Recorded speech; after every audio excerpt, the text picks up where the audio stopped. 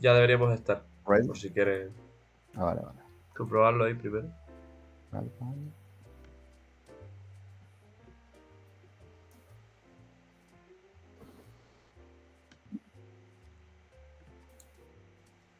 Mira, a ver.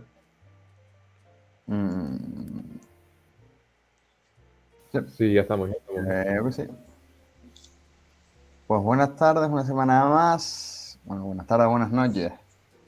Bienvenidos una semana más al Club de Lectura de SFL España, o SFL hispanohablante, según como lo quieran ir viendo. Estamos en la segunda lectura de Socialismo, Cálculo Económico y Función Empresarial del del excelentísimo profesor don Jesús Huerta de Soto.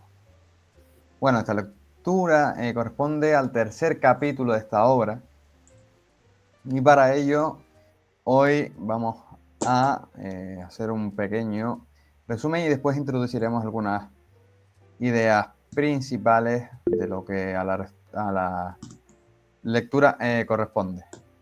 El título es bastante... El título de este capítulo es bastante clarividente a la hora de lo que vamos a hablar y no es otro que es el socialismo. Y bueno, doy pie en algunos requerimientos al autor, a las formas de la escritura y demás. Yo tengo una que se me escapó el otro día, que creo que es bastante importante, aunque no consustancial en el fundamento último del, del tema del libro o de la lectura en sí. Bueno, de la lectura sí, pero no del fondo de lo que se pretende decir en la lectura. Pero bueno, si alguien tiene algo que aportar, si no...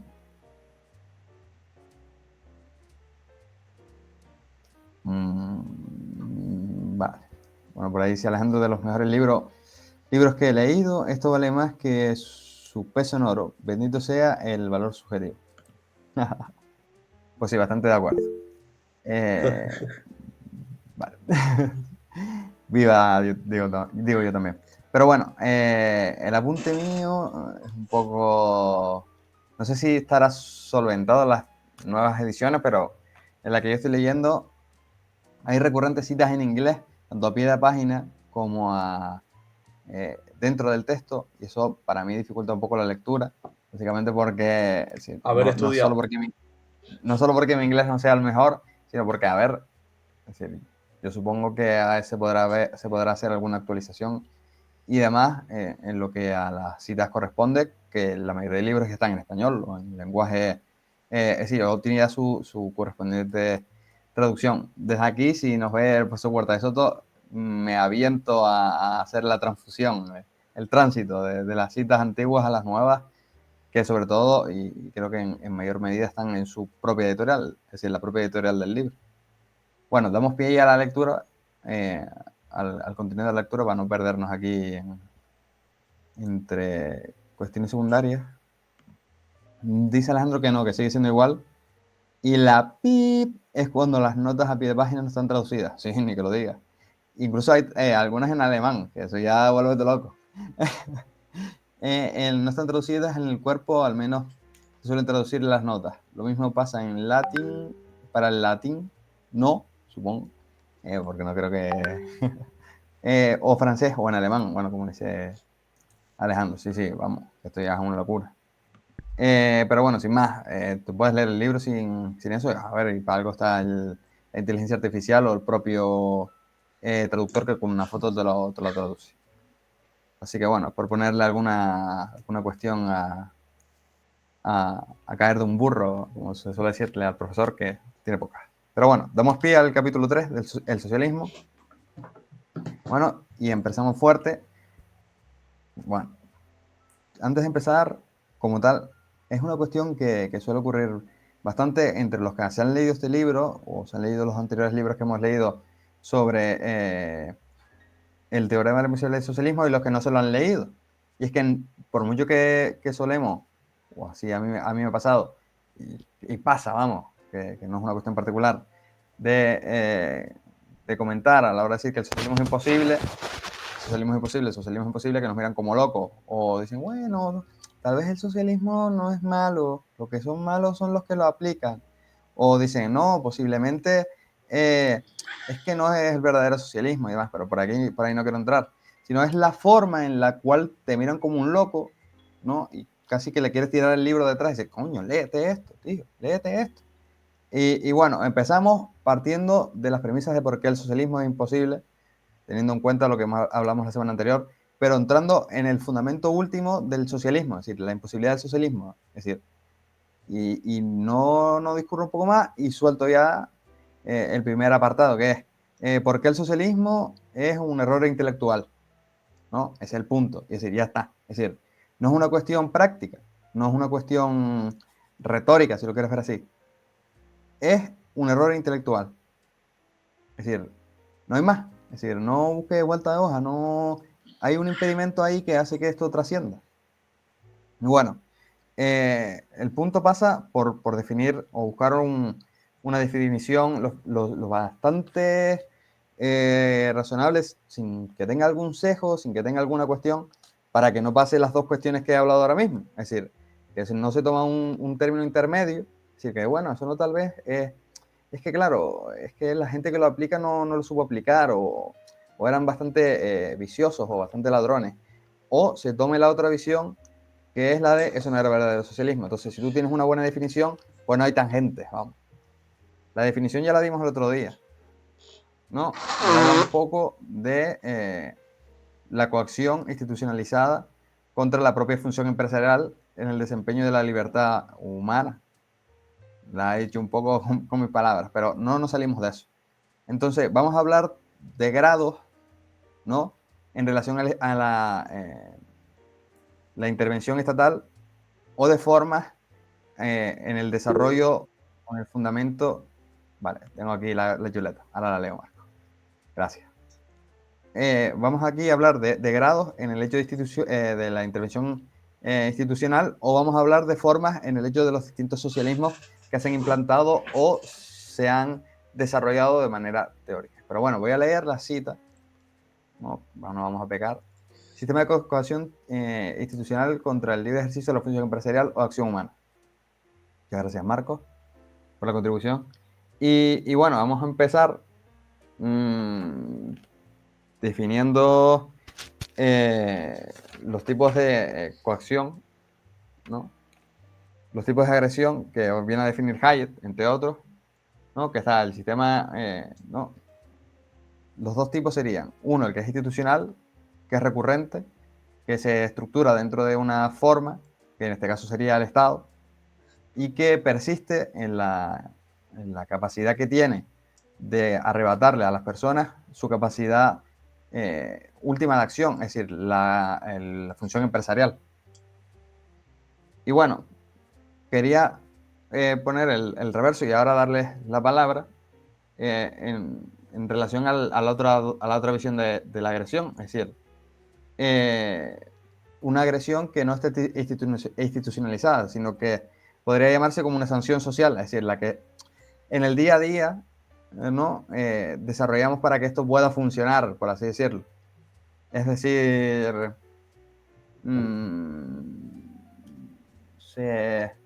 cuando vas a la uni con una camisa de Mises, por ejemplo, o con el More Mises Less Smart de SFL, y que te miren mal, es decir, eso es una, por así decirlo, un tipo de agresión, ¿no? Entonces, no sé qué les parece Bueno, la o división que se orgullo. hace. Realmente, en mi caso, creo que es orgullo, más que agresión. Claro, tú tienes el privilegio último de estar en, En H también. exacto. Pero bueno, me parece importante porque por el lado de la izquierda no se suele hacer esta diferenciación entre una agresión y la otra, y simplemente en muchas ocasiones es lo mismo, vamos. Si es lo mismo que te miren mal por la calle que te meten un porrazo la policía mientras tú caminas por la calle de manera arbitraria, o que te roben, es decir, que te roben en la cuenta de ahorros cuando te llegue el salario del mes, es decir, que el 50% del salario y se vaya a la contribución, y esa contribución y te quedas sin nada, o por así decirlo, los propios autónomos o los propios empresarios cuando estamos hablando de grandes plataformas. Entonces, no sé qué les parece esa visión disoluta entre un tipo de agresión y la otra. Es decir, ¿tiene sentido que veamos la agresión institucional por parte de un órgano coactivo, lo podríamos llamar Estado, y la agresión en el fundamento de la sanción social, por así decirlo?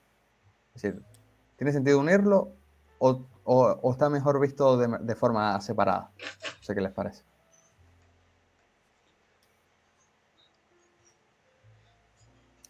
No sé si me pillan.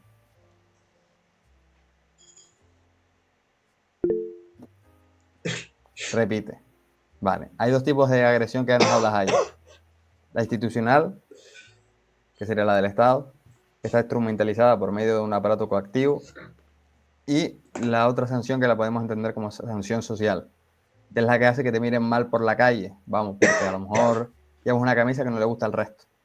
Es la que hace que digan que, por ejemplo, solo se puede tener, no sé, una novia, por ejemplo. No sé, por poner un caso.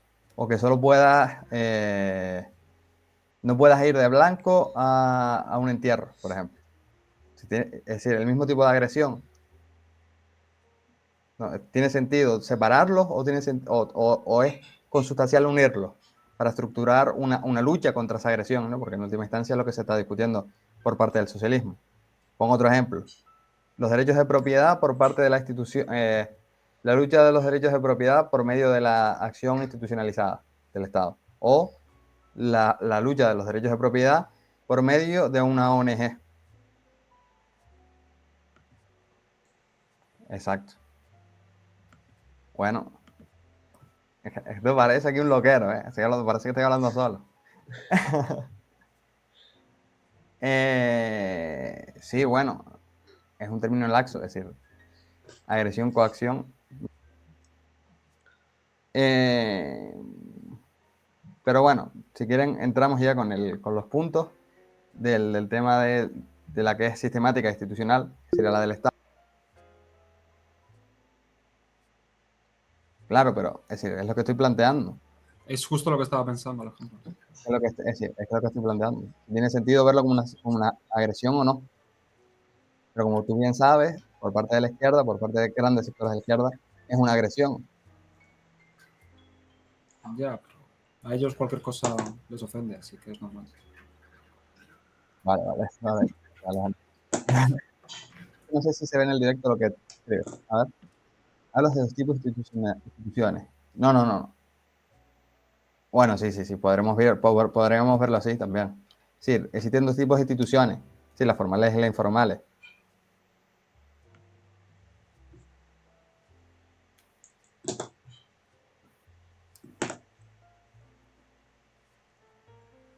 Claro, lo que estamos viendo es la legitimidad de la agresión en última instancia. Es decir, o cómo constituyes el hecho fáctico de que es una agresión o no, o si esa agresión es legítima o no.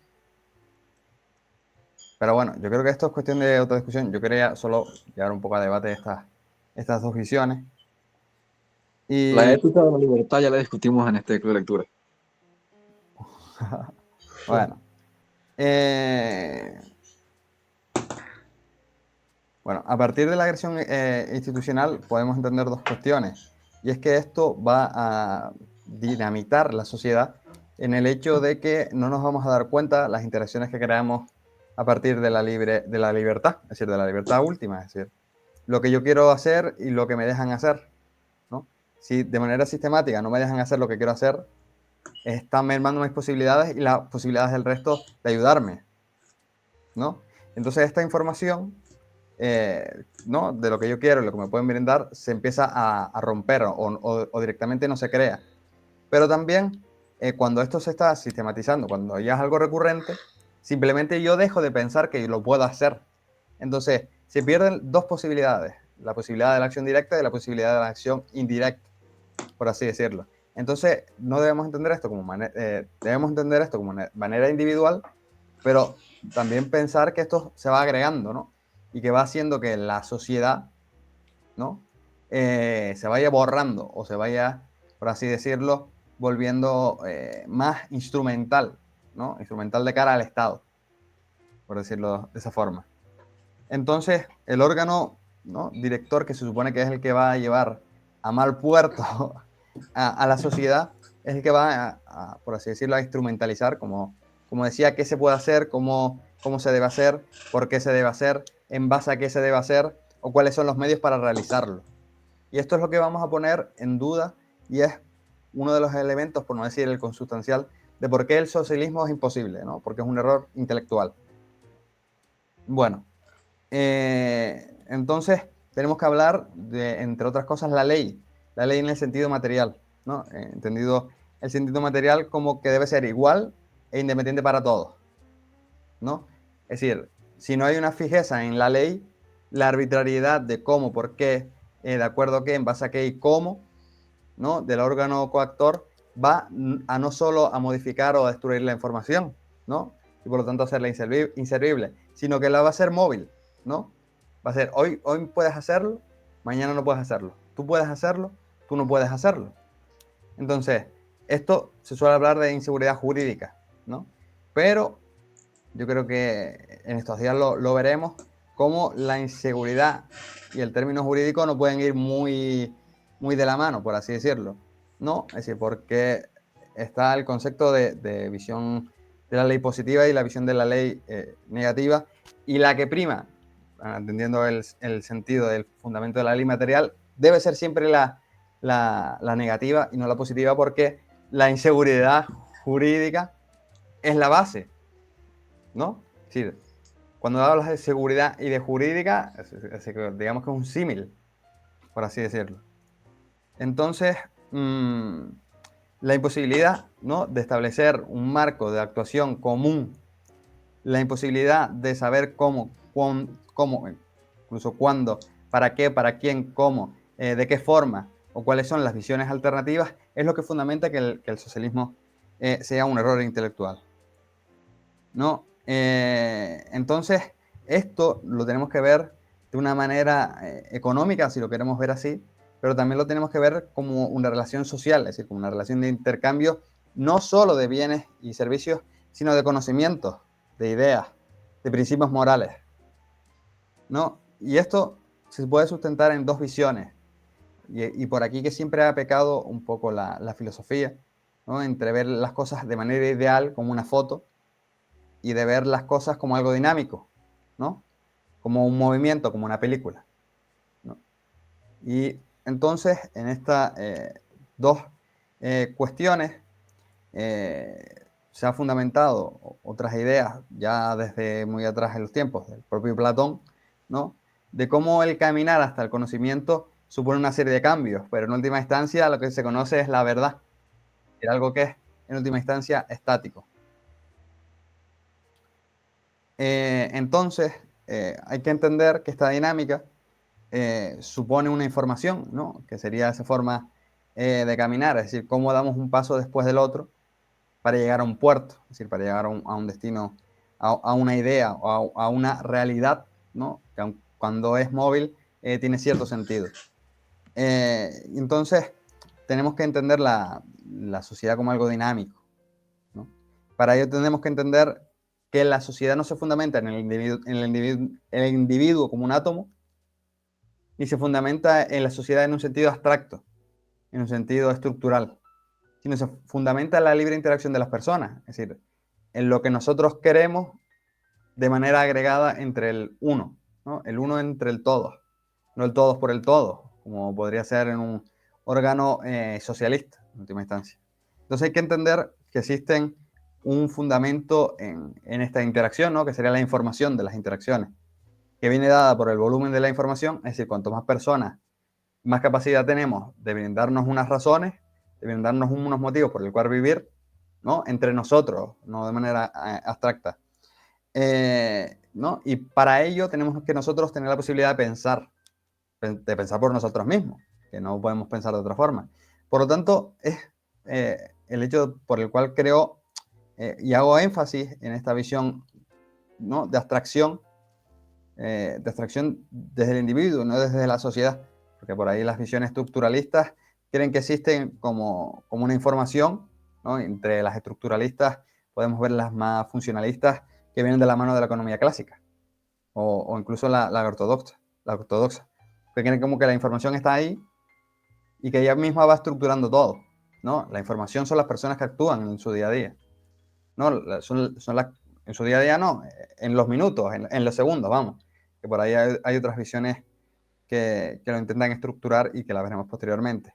Y también, ¿no? Esa visión de estructura social supone que están ahí las ideas y que de alguna manera nos llegan, ¿no? Es decir, ya no solo que están y fundamentan o mueven de manera mecánica la sociedad, sino que nos llegan la información, es decir, nos llegan de la nada, las ideas nos llegan de la nada, al contrario, es la interacción donde las creamos, y no las creamos en lo abstracto, las creamos en nuestra cabeza, que posiblemente es lo más abstracto a lo cual podamos optar, pero las creamos, pero no las podemos transferir, más allá de las herramientas que tenemos, entre otras el idioma, ¿no? Que sería el más refinado, que por ahí lo habla mucho el profesor Bastos, ¿no? O incluso los precios, ¿no? Pero que en última instancia son formas imperfectas de transmitir la información, ¿no? Una información que, aun cuando esté creada de partes, solo reside en nosotros y solo la podemos transmitir de manera vaga.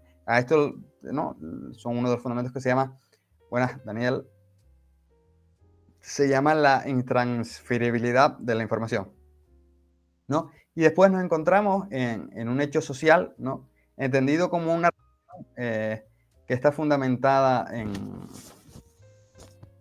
en un algo, ¿no? Es decir, en una comunidad, ¿no? No está hecho en el abstracto, no eres Robinson Crusoe en una isla perdida del Pacífico o donde fuese, ¿no? Sino que está creada en una dinámica de continua información que va y vuelve y que va, por así decirlo, refinando las capacidades que tenemos, ¿no? O que tiene el resto para para llegar a conocer, sería mejor usada esta expresión, para llegar a conocer lo que los demás quieren y se les puede brindar por medio del libre mercado. Entonces, podemos preguntarnos, ¿no? Creo que esto da pie a hacerlo, si el órgano director puede llegar a tener la información disponible para que toda la sociedad, en última instancia, pueda perseguir sus propios fines. Sí, entendiendo toda la sociedad como todos los individuos. Claro, la cuestión sería que intuyo que lo tocaremos cuando pasemos. Bueno, tú y los que hayan leído el libro lo sabrán, ¿no? Pero yo lo desconozco. Tocaremos la cuestión del tamaño del Estado o de ese aparato de cohesión institucional importa para la aprehensión de esa información que está dispersa, tácita, etc. Y quizás si la información estuviera en un espacio pequeño, no sé, algo así, sería posible poder atajarla, aunque sea con esa falta de detalles necesaria o sea, esa falta de comprensión total de la información resultante no solo de la cohesión, sino de los límites que se dan a la opción empresarial, etcétera. No sé si parte del debate teórico en torno al socialismo habla de este tema, pero yo a priori me creería que sería capaz por una comunidad pequeña el poder acceder a esa información de manera completa. La cuestión es que sea una comunidad pequeña y es una pregunta que les hago, ¿no? A todos, que sea una comunidad pequeña y que por ende no haya tanta información disponible porque seríamos pocos, hace que digamos, involucionemos, que el decrecimiento suceda, o el fundamento este de Bastos, que menciona mucho Bastos de estados pequeños, riqueza grande, yo qué sé, todo ese rollo, no sé. O si tienes superpoderes tipo Maduro, Chávez, Castro y tal, entonces sí tienes la información por tus superpoderes. Bueno, depende, si eres super bigote, sí.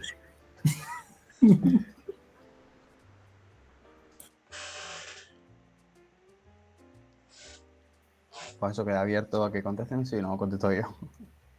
Antropólogo.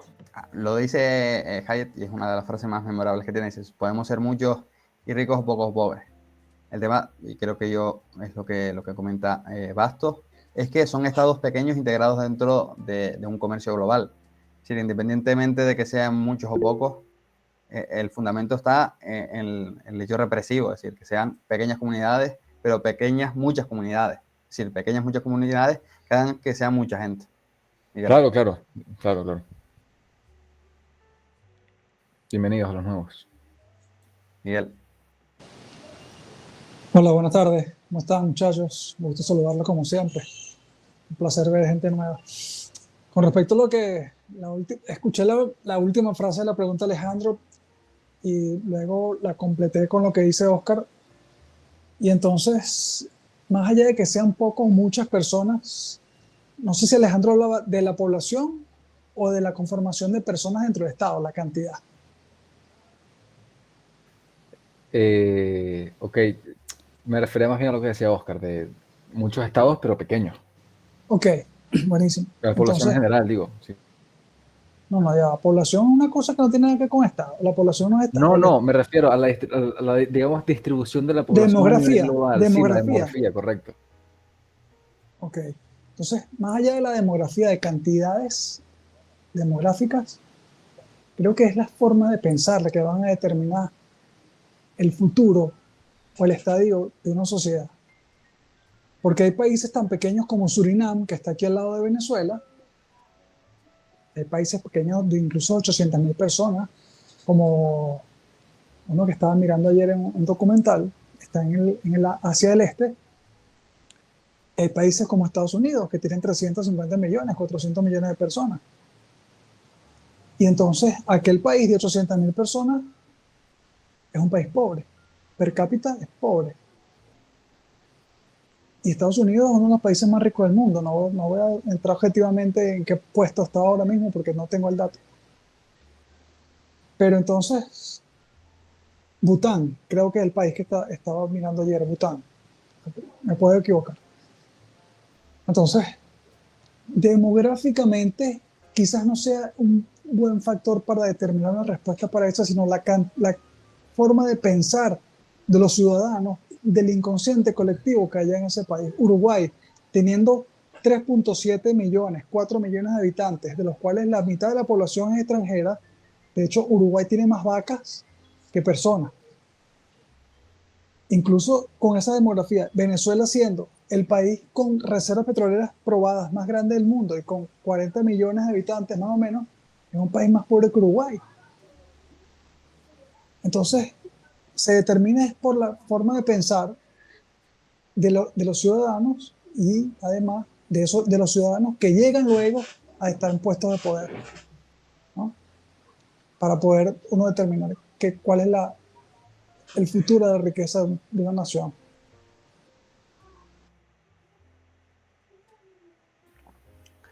Pues totalmente de acuerdo. El fundamento también es cómo llega esa información o cuál es la herramienta que se utiliza para que esa información llegue. Es decir, ya tampoco, es decir, no es consustancial el número, sino también la herramienta. Si la herramienta en última instancia es el mercado, ¿no? Podemos entender cómo la información a partir de los precios llega desde la persona que quiere comprar hasta el empresario y del empresario a la persona que quiere comprar. Entonces, si hablamos de estados, por así decirlo, instrumentalizados por medio de cada 4 años, ¿no? O por medio del sentir general, que es por medio de las encuestas, por poner un caso, vemos como la información llega y a lo mejor no vuelve, es decir, tanto de un lado como de otro, ¿no? Puede haber una manifestación, pero que la manifestación no suponga nada por el hecho de que, entre otros puntos, como ponías el caso de Venezuela, no tenga efecto real. Bueno, aquí en España pasa lo mismo. En otros países se dignan a dimitir por el hecho ya no solo de que hagan algo mal, sino por el hecho de que le hagan una... Bueno, Iván. Y estás dando un punto clave, ¿no? Las encuestas son, por ejemplo, un ejemplo perfecto de por qué la información, incluso en algo que debería poder transmitir quizá una información perfecta, acaba siendo imperfecta. Porque el mercado, dentro de sí mismo, la variación constante de precios sí que refleja realmente una información más o menos perfecta como el proxy perfecto de lo que realmente suponen los precios para las preferencias individuales. Pero una encuesta es una preferencia en un punto dado que en un punto casi neoclásico, ¿no? En una fotografía dada en un momento dado. Es decir, incluso la encuesta, aunque llegara, aunque se hiciera, por ejemplo, políticas públicas con análisis coste-beneficio, realmente se analizaran las mejores opciones y en ese momento dado se pensara realmente en una estructura concreta de qué está bien y qué está mal dentro de esa organización de la información, al final se acaba disipando porque esas preferencias se han cambiado. Muchas veces, incluso, aunque suene feo, el mercado es un buen proxy precisamente porque compramos cosas, pero también tiramos esas cosas. ¿Por qué? Porque nuestras preferencias cambian incluso en el momento después de haber comprado esas cosas. Porque la información a veces es imperfecta incluso para nosotros mismos. Entonces, el tamaño de una sociedad pequeña o una sociedad mucho más grande, pensar que haya alguien, a no ser que sea con superpoderes, como decía antes, tipo Chávez, Maduro y demás, en todos los demás se escapa. Claro, la información siempre es imperfecta, ¿no? Aunque subjetivamente el actor actúe dentro de una perfección, en el sentido de que lo que conoce es lo que es para él y pues actúa, no tiene más. A pesar de eso, la información siempre va a ser imperfecta. A excepción de la de Maduro, Chávez o Castro. Bueno, fíjate que aquí yo vivo cerca de uno de los mercados mayoristas más grandes de aquí de Caracas, en Venezuela, ¿no? Y hay personas que se encargan dentro del mercado, su trabajo es llamar al productor en el interior del país y decirle, mira, el precio subió, el precio bajó, para ver si es rentable realmente enviar la mercancía desde el productor hasta el mercado mayorista. Si no es suficientemente rentable, no lo traigas, no. O sea, hay personas que se encargan exclusivamente de eso para evitar pérdidas, porque lo que acaba de decir Iván, que dice Alejandro también, y estaba comentando Jesús, Oscar, que es imperfecta, es imposible dominar todos los factores. Entonces, bueno, en los casos de productores y mercados, se maneja de esa forma, al menos aquí en este que tengo cerca. Pues sí, Iván se adelantó al punto que lo traía al caso, y es que ya no solo el flujo de información, sino dónde termina recabándose. Y es lo que en última instancia se viene a poner a discusión en este capítulo. Es decir, no es lo mismo que todos tengamos toda la información y que eso nos sirva para actuar, ¿no? Que sería el libre mercado. Yo no necesito que me venga nadie del gobierno de mi casa, sí, pero del gobierno no, y me diga lo que tengo que hacer. Pero si a todos, es decir, si la acción de la sociedad o de la mayoría de la sociedad viene de la mano de un ente coactivo, es decir, del Estado, ¿no? En última instancia no estamos actuando de acuerdo a nuestras preferencias. Claro, si nosotros le decimos al Estado, es decir, que son personas de carne y hueso, no son superhéroes como comentaban, lo que queremos, ¿no? En un momento estático, vamos a partir de esa visión, es decir, ahora todos le decimos al Estado lo que queremos. Es decir, el Estado es capaz de saber cómo producir lo que nosotros queremos. Es decir, sí, sí. Es decir, el Estado sería capaz de proferirnos, es decir, buscar la manera más óptima para darnos lo que queremos. Y cuando hablamos de óptimo, ¿no? Tenemos que entender que no es un óptimo económico, en última instancia. Es decir, que también lo es, sino un óptimo social. Es decir, si para que a mí el Estado me dé lo que yo quiero, tiene que violentar al resto de personas, ¿no? Es justo. Es decir, eso es lo óptimo, de verdad. Es decir, podemos entender que aun cuando todos salgamos beneficiados, si a todos nos joden de alguna forma, No puede ser estamos justo. pidiendo, no sería justo. Y ese No, es el porque punto. el concepto de justicia es darle a quien lo que le corresponde. Y si te están dando a ti algo que tú quieres, a los demás no, entonces ya se desbalancea la ecuación. Entonces, no es como suele decirse, que el coste, es decir, el coste, ¿no? que se le prefiere a la sociedad no es económico en última instancia. ¿No? En el corto plazo podría llegar a serlo, o podríamos llegar a entenderlo así, pero el coste en última instancia es sobre las preferencias del individuo, sobre la vida Pero, plena del individuo. pero ¿a qué te refieres con el coste que se le asocia a la humanidad? Es decir, que se le asocia es decir, me refiero a, se le suele asociar a la imposibilidad del cálculo un coste económico, cuando en verdad es un coste social. Es decir, es una merma sobre las posibilidades que tiene una sociedad, un grupo de personas. que tiene un grupo de personas para desarrollarse, ¿no? Para vivir una vida más plena de lo que vive en el momento presente. Y ya después lo podríamos ampliar a términos puramente materiales o económicos, en el sentido que son el medio para desarrollar el fin. Pero si tú estás mermando las posibilidades del fin, no estás mermando las posibilidades de manera material de desarrollar tu vida, estás mermando las posibilidades espirituales, por así decirlo, ¿no? Que hablaría, no sé, von Baber, psicológicas, ¿no? O que hablaría, por premisas en relación a la acción humana. Pero por ahí que nos preguntaríamos, ¿no? ¿Cómo? Si llegase a tener la información de todos, ¿cómo lo haría? ¿No? Pero claro, ahora hay que entender que en muchas ocasiones el error no está en el cómo, sino en si es posible que aun cuando tenga toda la información, lo provea, porque si hablamos de bienes económicos, ¿no? Estamos hablando de un sentido puro, que es el puro sentido de la escasez, ¿no? Subjetivamente percibida. Entonces, por ahí le doy pies, creo que con esto ya tiro un poco de la lengua, porque no siempre queremos lo que nosotros tenemos o que podemos tener, posiblemente queramos lo que tienen otras personas. Sí, al final creo que, perdón, la idea es que el proceso por el cual se consiguen las cosas es más importante que el fin en sí mismo. Porque si a través del proceso atropello a todo lo que tengo enfrente, entonces el fin no va a tener sentido porque quizás destruir la humanidad en el proceso.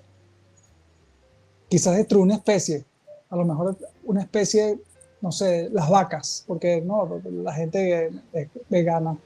En medio del proceso del veganismo, bueno, destruir todas las vacas para que no se las coma nadie. En vez de cuidarlas, las maté para que no se las coma nadie. Entonces, siempre al final del día va a ser más importante el proceso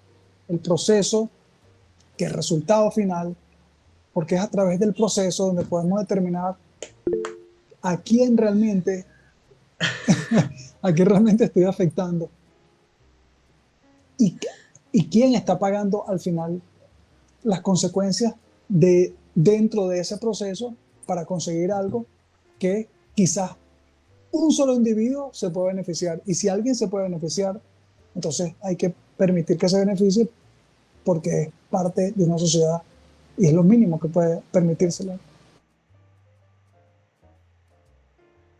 Iván. Sí, yo levanté la mano justo antes de que dijeras lo de escasez, porque quería decir lo de escasez y vincularlo a Dios, porque fíjate, si el único ser que podemos pensar, si asumimos que existe, es alguien que tenga información perfecta, podría ser Dios.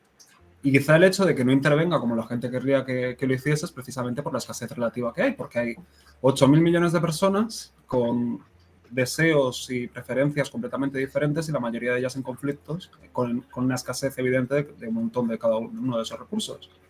Lo que hace que incluso alguien con información perfecta de verdad, más allá de Maduro, pueda realmente llegar a la conclusión de que mejor no intervenir para no tomar parte entre la cantidad de conflictos, de voluntades que hay. O María Corina. Exacto.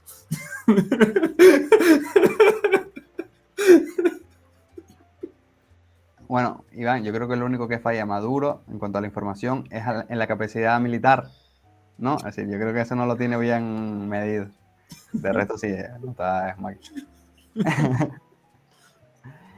Pero bueno, es decir, entonces tenemos que entender que cuando este instrumento de información social falla, ¿no? En el cual ya no somos capaces de comunicar lo que queremos y lo que podemos dar, ¿no? O lo que terceras personas nos pueden dar, pues esto empieza a suponer un coste o empieza a suponer tal vez un coste, tiene unas connotaciones muy, muy economicistas, suponer desarrollar un descontrol, ¿no? O el principio del fin, o no sé, como lo queramos ver. Pero esto va a suponer 3 puntos, y lo señala el profesor de la siguiente manera, a partir de tres instrumentos, ¿no? El primero sería justamente lo que hablaba Iván, es decir, que posiblemente lo que algunos queramos y lo que otros queramos está contravenido, es decir, o lo tienen ellos o lo tenemos nosotros, o lo tengo yo o lo tienes tú, ¿no? Entonces, por mucho que quiera ser conciliador este órgano coactivo, tiene que decidir, en última instancia tiene que decidir. Entonces, no llegan los socialistas a entender la idea de escasez, no la llegan ni de manera subjetiva ni de manera objetiva tampoco. Y bueno, esto llevaría a que el órgano coactivo tenga que decidir y por lo tanto tenga que mermar las posibilidades unos frente a los otros de manera arbitraria, pero de manera puramente arbitraria. ¿Ya? Bueno, ten en cuenta que esa escasez no existe para ellos porque como el superhombre, cuando de repente ya exista el socialismo, de repente decidirá dar de lo suyo a los demás, no hay ningún problema. La escasez no existe porque todos somos generosos con todos. Así que... Exacto. Sí, sí, a ver, ese es el idealismo del que hablábamos antes, de alguna manera. Pero también pasa que pasa mucho en los marxistas o incluso en los clásicos que ven la relación de intercambio de bienes y servicios de manera directa. Es decir, lo que tú me das por lo que yo te doy, pero no ven el subyacente, es decir, lo que está detrás. Es decir, no ven o no terminan de concebir la estructura, ¿no?, de servicios, la estructura social fundamentadas en interacciones de terceras personas. Es decir, para que yo pueda llevar el pan a tu casa, previamente tenemos que tener la posibilidad de que una tercera persona me dé el combustible para yo hacer llegarte el pan. Vale, ahora yo interfiero en la posibilidad que tú tienes del petróleo, de hacer uso del petróleo, y eso supone que yo no te lleve el pan a tu casa, ¿no? De manera indirecta hemos mermado las posibilidades de las personas.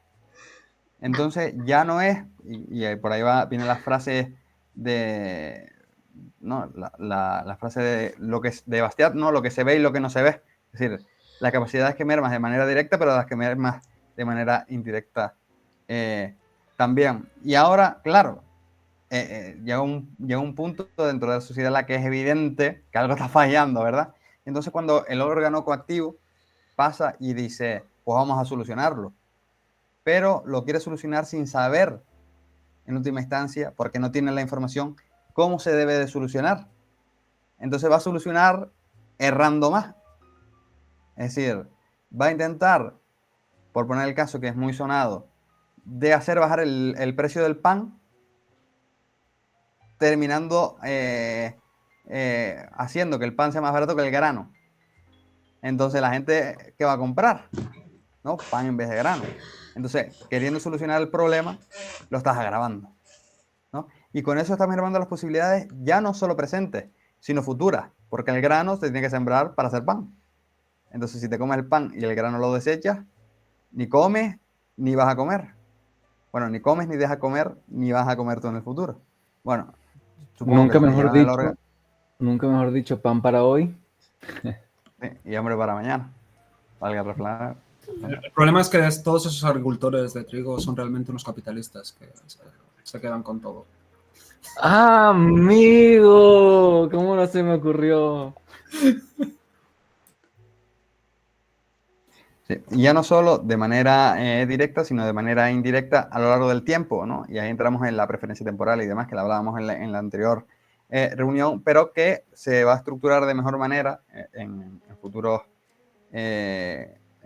reuniones por parte de la visión de von Baber y sí, fundamentalmente von Baber en relación con lo que sería el interés, ¿no? Que sería, por así decirlo, lo que va estructurando a lo largo del tiempo la capacidad de llevar a cabo una actuación o no, o con predicción futura de que te pueda suponer un coste mayor o menor, o una pérdida de manera significativa. Entonces, entendemos que el órgano coactor no puede llegar a tener la información. Si la llegase a tener, no sabría cómo aplicarla, y llegamos al punto en el cual no tiene la responsabilidad, ¿no? Es decir, no asume la responsabilidad de sus costes, es decir, del coste, porque no lo puede solucionar, ¿no? Y entonces ya estamos ya en la paradoja última, es decir, no dejo que las personas solucionen el problema, yo no soluciono el problema, pretendo solucionar el problema y creo otro problema, y el problema que he intentado solucionar lo agravo todavía más. Entonces, llegamos a la conclusión, es decir, llegamos a la respuesta. ¿Qué es mejor que haga, es decir, qué es lo mejor que puede hacer el órgano coactivo? No, no existir, no existir. Lo mejor es que no exista. Punto. Exacto. Entonces ya llegamos a la conclusión de que en última instancia, por mucho que queramos empeñarnos y empeñarnos y empeñarnos, lo mejor es que el órgano coactivo no exista, es decir, no funcione, no haga nada, porque más que solucionar los problemas, lo que hace es agravarlos o crear otros nuevos. Si ofrece, daña. Si coacciona, daña. Mejor no existe ya. O sea, con eso toda la vida. Y si no Y- ofreces también, porque si no ofreces y estás recolectando recursos, pues colectivamente me refiero, estás robando. Cualquier concepción que haya alrededor siempre es lo que siempre se dice, ¿no? Un juego de suma negativa. Y eso es lo gracioso, ¿no? Porque encima tienes a los que realmente sí que aportan y generan, como por ejemplo Amancio, ¿no? Amancio Ortega, que realmente de su propio patrimonio dona, es malo, es una persona malísima por hacerlo, pero el ladrón que se dedica a robar, dañando a los demás para después mal distribuir, en cambio eso es bueno. Amancio es malo porque no me lo da a mí, Exacto, por eso es que es malo. exacto. Y entonces ya llegamos al punto en el cual, ¿no? Algo tiene que funcionar en la sociedad. Y sí, claro, si todos los que, ¿no? Hay un refrán, como lo conocen, el que parte y reparte se lleva la mejor parte. Entonces llega el punto en el que yo que estoy repartiendo, tengo que hacer funcionar lo que tengo, o por lo menos la fuerza que yo tengo que estructurarla para yo ganar algo. Porque, a ver, aquí, tonto el último.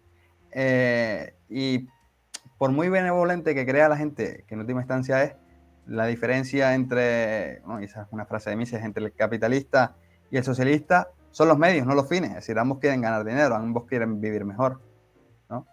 Dentro de lo que subjetivamente entiendan. El proceso, hablamos de nuevo, ¿no? El proceso mediante el cual se consiguen las cosas. Exacto. Pero Entonces, a ellos los mueve la envidia, a nosotros la competición, porque debe ser mejores en nuestro campo, en lo que hacemos, en lo que queremos desarrollar.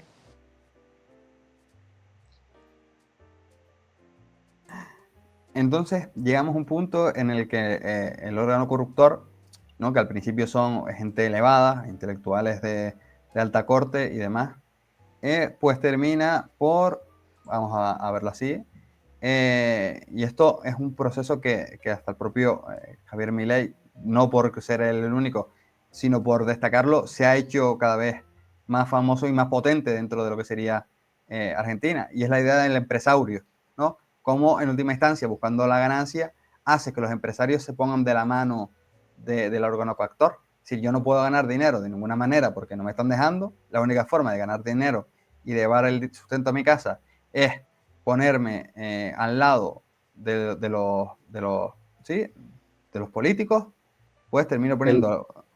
el intelectual en cuestión, perdón, es que Muy- necesitaba como, decirlo. El como intelectual Elon Musk lo hizo en su momento y muchos empresarios lo Exacto. hacen en su momento.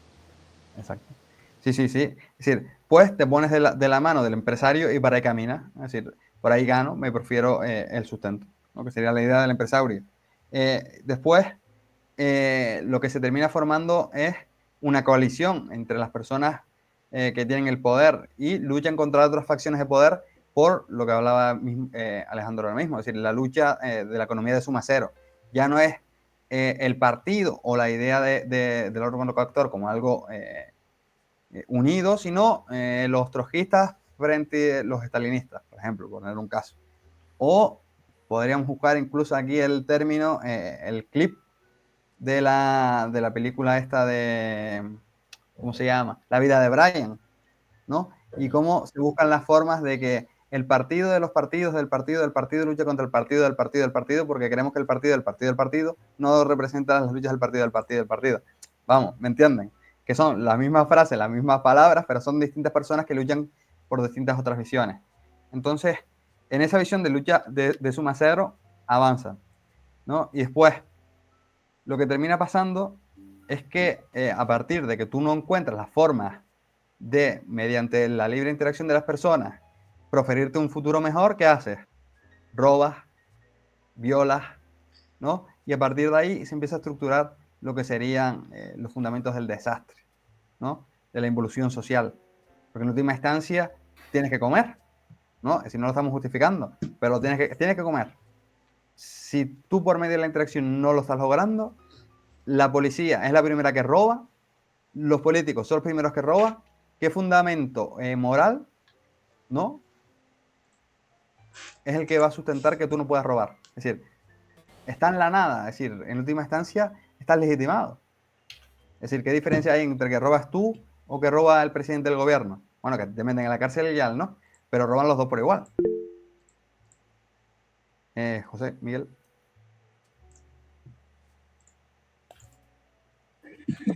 Con respecto a eso que dice Oscar, acá en Venezuela pasa mucho que los policías ganan un sueldo muy bajo.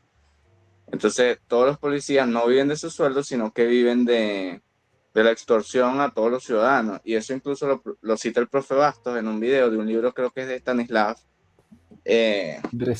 Andreevsky, en un libro que es Anarquía y Subversión, o algo así, que habla de cómo funcionan los modelos policíacos en Latinoamérica. Y pues, por lo menos nosotros lo vivimos, que los policías no ganan nada y eso hace que la gente se corrompa, como dice Oscar, pues. Ya, eso no hace que lo que se corrompa, lo que hace que se corrompa son sus valores.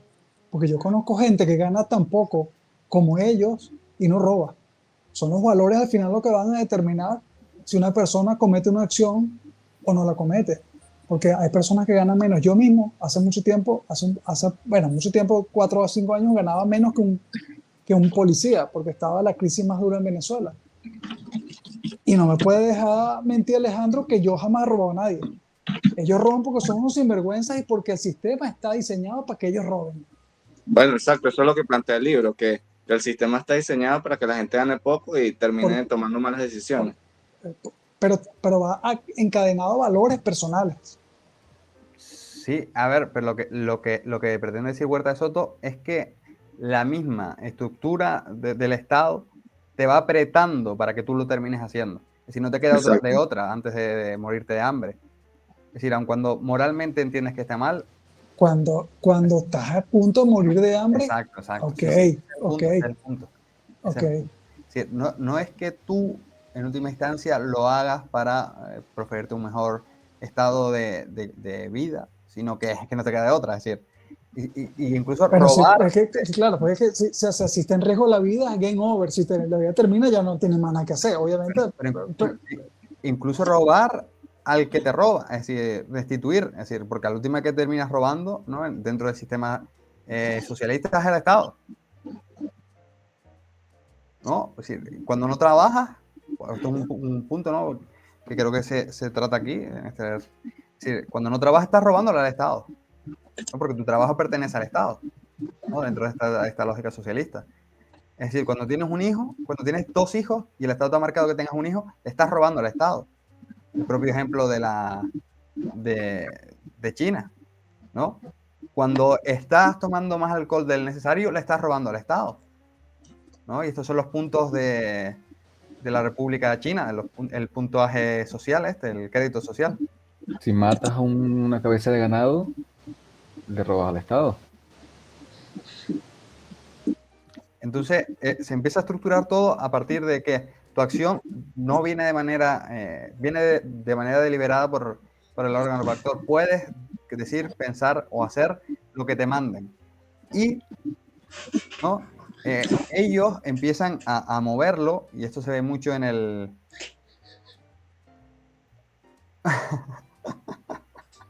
y esto se empieza a ver mucho, ¿no? A la forma en la que tú empiezas a estructurar tu pensamiento, ¿no? En relación a lo que está pasando a tu alrededor. Y por ahí viene la propaganda, ¿no? Como un elemento fundamental de los regímenes socialistas, ¿no? Es decir, yo ya no empiezo a concebir cómo era mi realidad antes, ni cómo podría llegar a ser, sino como me dicen que es y como me dicen que podrá llegar a ser, que es el fundamento de todos los socialismos a lo largo de todo el mundo, ¿no? Y lo que también se estructura es la fuerte burocracia. Es decir, la incapacidad que tiene el órgano coactor de brindar las posibilidades que se brindaban con anterioridad o que se podrían brindar, las intenta suplir con más gente, con más dinero, es decir, con más recursos. No soy capaz de que el número de mujeres en España asesinadas por sus parejas decrezca. ¿Qué hago? ¿Qué puedo hacer? Creo un lo que hacemos en el banco donde yo trabajaba. ¿Sabes qué hacemos, Oscar? Cuando la mora subía, ¿no? Entonces, mira, está subiendo la mora, gente que no está pagando y tal. Bueno, dale más financiamiento a otra gente para que el porcentaje baje. Entonces incrementa el financiamiento Y entonces, mira, de acuerdo 100%, ahora tenemos 200 financiados, la mora bajó. Eso es lo que saben hacer. No saben solucionar el problema, sino crearlo, correr la arruga hacia adelante. Sí, y a ver, y esto nos lleva, pero poner el ejemplo del caso de las mujeres asesinadas por sus parejas en España, ¿no? Por el hecho de que sí, es decir, no ha dejado de crecer, vamos a la estadística y se mantiene, incluso crece. Es decir, ¿y cuál ha sido la medida más eficiente que se ha llegado a desarrollar? Pues más burocracia. Es decir, un Ministerio de la Mujer. Y cuando el Ministerio de la Mujer no ha sido efectivo y ha pasado años y años y años con campañas, y ha pasado años y años y años con esa estructura, ¿qué se ha hecho? Más dinero. Y Porque no cuando era han... verdadero ministerio. ¿Eh? No era verdadero ministerio. Hay una frase de Raymond Samson que yo me quedo grabada, que los problemas de dinero no se resuelven con más dinero. Los problemas de dinero se resuelven con educación financiera. Y eso, como los socialistas no saben de eso, bueno, así nos va. Y bueno, en última instancia, este órgano burocrático lo que pretende es legitimarse a sí mismo. Es decir, bueno, si tú tienes una empresa, ¿no? O tienes alguien que te manda, ¿no? El empresario dice, tú no eres eficiente, te vas a la puerta de la calle. O tú tienes una empresa y ves que no vas a ganar y que lo que vas a tener son pérdidas, ¿qué haces? Pues cierras el chiringuito, ¿no? Pero a ver, si tú eres un funcionario en el cual tu legitimidad está puesta sobre un papel, ¿no? Y ese papel se amontona sobre otros papeles, ¿no? Porque la burocracia crece, crece, crece. ¿Qué vas a decir? Que no puedes seguir trabajando porque no eres eficiente. Lo que vas a hacer es legitimar tu puesto de trabajo. Ya sea por propaganda, como decíamos, o ya sea haciendo dependiente a la gente para que sigas siendo útil en la inutilidad, por así decirlo. Entonces, y bueno, con relación a lo que decías, Iván, dice, eso no era verdadero Ministerio. ministerio, pero es que el ministerio no funciona porque ahí hay una serie de inectas que hace que no funcione. Claro, y aún encima después está la propia captura propia que tienen los propios organismos sobre los propios subapartados, ¿no? Como el hecho de que la cantidad de gente que hay dentro de la administración también vota y también depende mi voto de lo que ellos hagan. Oscar, difiero de ti. Mantenerlos contentos. Y tengo que, si no están siendo lo suficientemente eficientes, poner más gente. Porque aún encima, ellos que atienden al público, si les atienden mal, es culpa mía que no están siendo eficientes. Entonces voy a contentar a todo lo que quieran. Quieren más gente, quieren más dinero, quieren más tal, no hay ningún problema. Todo. Y así funcionan de bien los estados. Oscar, tú decías que no funciona porque está en un acuerdo incompetente. Mira, ni que pongan a Jesucristo ahí, eso va a funcionar porque las ideas ya están mal concebidas. No es culpa de ese mundo. Era ironía, porque a ver, después de Irene Montero las comunidades son peores. Bueno, depende de cómo lo queramos medir. Pero bueno, yo creo que por aquí podemos ir terminando el día de hoy. No sé si tienen algo que aportar cada uno. O una pequeña reflexión, ya no tiene por qué ser de la lectura. Y damos pie a la lectura de la reunión 3 la próxima semana, el lunes. Que Sí, a mí... posiblemente cambiemos el horario, más o menos para ir ajustándonos todos. Pero bueno, sí, doy pie a la ronda de intervención. Sí, a mí, como algunos de aquí sabrán, sobre todo los de equipo de Canarias, el tema del crecimiento económico, del desarrollo, a mí me interesa bastante porque es un tema que estamos dando ahora en clase. Y desde la sociología, por lo menos, el enfoque es totalmente al contrario, o por lo menos como lo enfocamos en clase. Es de, pobrecito la gente que lo pasa mal porque... Si tú estudias con zurdos, obviamente que es el contrario. Y claro, en ningún momento, y se lo he comentado al profesor en varias oportunidades, que afortunadamente mis profesores, la verdad es que tengo mucha estima intelectual, aunque difiramos en casi todo, pero de los mejores que tengo. Una de las cosas que le he comentado era, vale, sí, la gente está mal y ya sabemos que hay pobreza, ya sabemos que hay un montón de rollos malos, sí, está bien. ¿Y qué hacemos? Pero entonces las teorías que vemos respecto al desarrollo, que para empezar el enfoque de la asignatura es el subdesarrollo, y las teorías que vemos es teorías de Miguel. Van para atrás y van para éxito. Van para atrás. Y claro, entonces las teorías que vemos es teoría de la dependencia, teorías postmarxistas, teorías neomarxistas, de teorías del norte subglobal, que tú dices, vale, sí, te sirve para ver alguna que otra cosa, pero en ningún momento hemos visto algo de, vale, que yo he preguntado varias veces a profe, vale, pero ¿qué hay que hacer para que la gente prospere? ¿Qué hay que hacer para que la gente se desarrolle? ¿Qué hay que hacer para que la riqueza pueda llegarle? No, es que no te puedo hablar de recetas. Es como que hay un miedo desde la sociología para decir que hay unas cosas que funcionan y ya. Es como que no queremos caer en eurocentrismo o en etnocentrismo o estos rollos así. Si unas cosas funcionan, vamos a ver si replicándolas, si los otros replican como puedan. Como puedan, no te estoy diciendo que implanten en euro de un día para otro, pero a lo mejor una moneda que se acuerde, que no venga, como el profesor les llama, él no les llama estados, pero yo creo que todas estas señores de la guerra que están presentes, por ejemplo, en África, creo que sería bastante sensato llamarles protoestados o estados de por sí. Si esas están ahí jodiendo constantemente a las personas, no dejando que, digamos, de manera general, los intercambios sucedan, obviamente que las instituciones que hacen funcionar los lazos comunitarios de intercambio no van a ponerse. Pero no, es que si ponemos una idea ya es la yanquización de África o estos rollos que para mí son... Pero es como que... Y en vista de que ellos no plantearon ninguna idea en clase, ¿cuál tú le planteaste entonces a ver si él la ha comprado o no?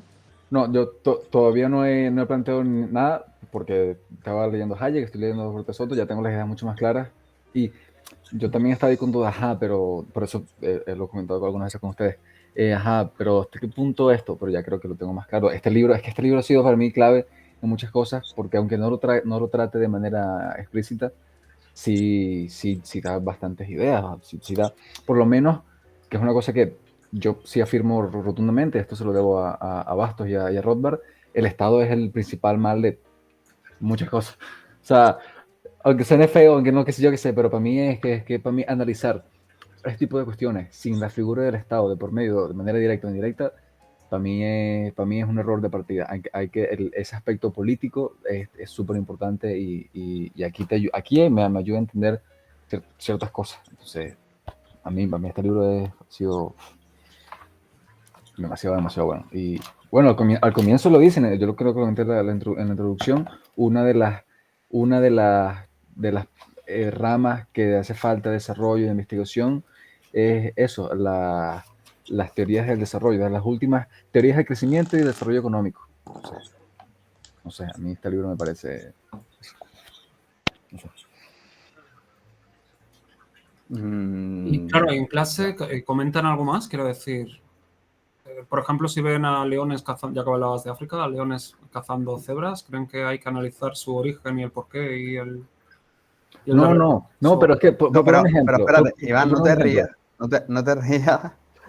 Porque, fuera bromas, porque ahora estamos empezando con el giro. Transhumanistas, poshumanistas. Sí, sí, hay un giro ahora dentro de lo que serían los estudios sociales que pretenden sacar al ser humano del centro, es decir, de que pueda existir cierta lógica en las acciones de la humanidad. Sí. Sería, Por poner un ejemplo de lo que me refiero, pueden nombrar. estamos viendo las cosas del Estado rentista.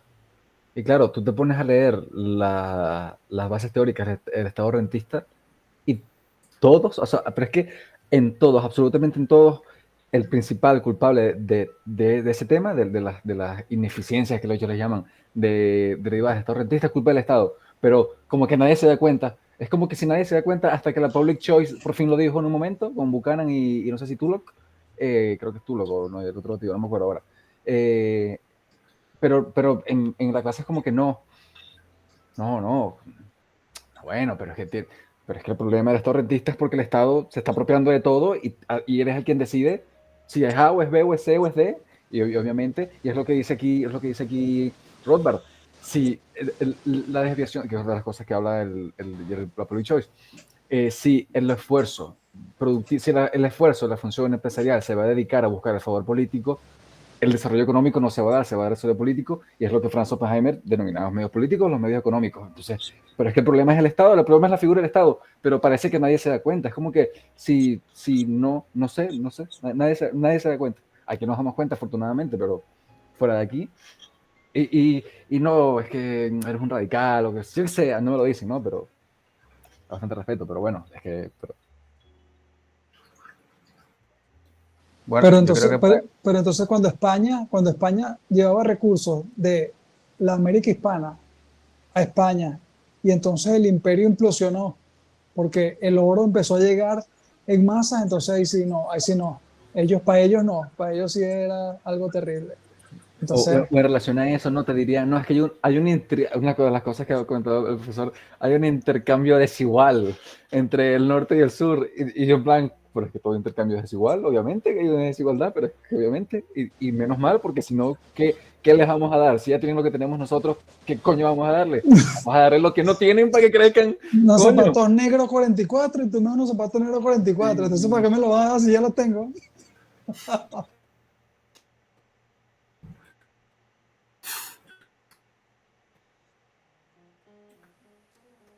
Es verdad, asumimos muchas veces cosas que damos por sentado como obvias y al final para la gente no lo son ni en el planteamiento propio. Recuerdo también de una tesis de un amigo que precisamente le criticaban que hubiera escogido como parte de la tesis hablar de la public choice, así que como algo minoritario que estaba mal, así que No he entrado mucho, bueno, nos estamos llegando mucho, pero para yo cerrar ese punto, la Public Choice yo creo que tiene, no he entrado todavía, digo alguna cosilla, pero veo que tiene bastante potencial y Luiña tiene una conferencia muy buena acerca de los puntos de encuentro entre la Public Choice y la escuela austriaca, que yo creo que bueno, merece Luña la pena visitar. todo lo que hace es bueno, da igual lo que haga, todo lo que hace es bueno. Confirmo. bueno, en la siguiente reunión vamos a tener la posibilidad, si no me equivoco, es la siguiente, de hablar sobre la public choice. No de un buen sentido, creo. O por lo menos poniéndole algunos puntillos que le pone el profesor. Y con mucho orgullo, Darío, con mucho orgullo de él siempre. Pero bueno, también creo que sería ideal tener un directo, sino un seminario, bueno, con la posibilidad de que se amplíe un poco más el círculo de intervención sobre el desarrollo, teorías del desarrollo y demás, porque también he tenido una asignatura, creo que no, si es una asignatura directamente, es decir, del desarrollo local y cooperación internacional, tela. Y, y era una risa, vamos, en otras palabras. Aunque te ayuda un poco a saber por la patita que cojea el adversario o enemigo. Entonces, no sé si hay alguna otra intervención. Si no, Bueno, yo porque darle una parte más emotiva al final y ya que creo que todos nos queremos ir a descansar y yo a hacer trabajos y demás. pero espérate, Iván. Entonces contigo cerramos ya. Vale. Intervienes y nos vamos. Venga. Que fíjate que creo que si algo podemos aprender tanto de este libro como de todo lo que hemos visto en las últimas semanas es que más allá de lo que pensamos es lo que estábamos hablando antes. Cosas que damos por sentadas que realmente deberían ser obvias no lo son tanto y creo que el socialismo pasa exactamente lo mismo, ¿no? Creo que aunque nosotros vemos lógico que la información es algo completamente independiente de cada persona y que solo proxies como el mercado realmente sirven para realmente informar, es algo que pensamos muchas veces que es por maldad, que realmente muchos socialistas creen que realmente es posible y que solo quieren imponerse y creo que no se dan cuenta precisamente de sus propias preferencias individuales. Entonces, quizá aún hay más esperanza de lo que creemos y es solo una cuestión de intentar traducir el mensaje de manera más simple, intentar que entiendan el por qué hay imposibilidad práctica y quizá algún día podemos vivir en un mundo sin socialismo, ojalá. Aunque no sin maldad, eso creo que es imposible. Pero al menos los malos, como Chávez, Maduro y demás, no tendrán excusa para engañar a la gente.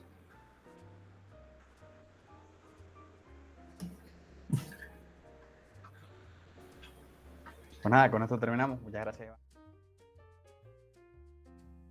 Iván.